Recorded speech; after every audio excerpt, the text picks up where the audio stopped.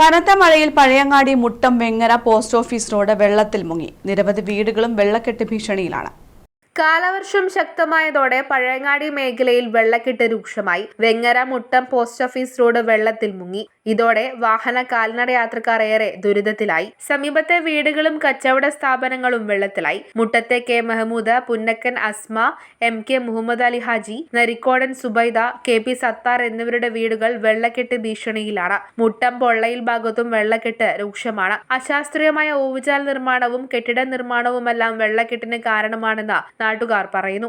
ആഴ്ചയാണ്. അത് മാത്രമല്ല, ഈ ഒഴുകാലിൻ്റെ ഉള്ളിലേക്ക് കൂടിയാണ് ഈ വെള്ളം കയറുന്നത്. ഈ ഭാഗത്ത് അനാവശ്യമായിട്ടുള്ള ഒരു ഒഴുകാലാണ്. അതിൽ കൂടി വെള്ളം കയറുന്നത് രണ്ടാമത്തെ പ്രാവശ്യത്തിൽ വെള്ളം കയറുന്നത്. നമ്മൾ ആ പറൻ്റെ ഉള്ളിൽ കംപ്ലൈൻറ്റ് ഫുൾ ചുറ്റും വെള്ളത്തിലാണുള്ളത്. എന്ത് ചെയ്യണം? കാരണം മറ്റുള്ളവർ ശ്രദ്ധിക്കുന്നില്ല. വെള്ളക്കെട്ട് ഒഴിവാക്കാൻ അടിയന്തര നടപടി വേണമെന്ന ആവശ്യമാണ് ശക്തമായിരിക്കുന്നത്. News bureau, Pazhayangadi.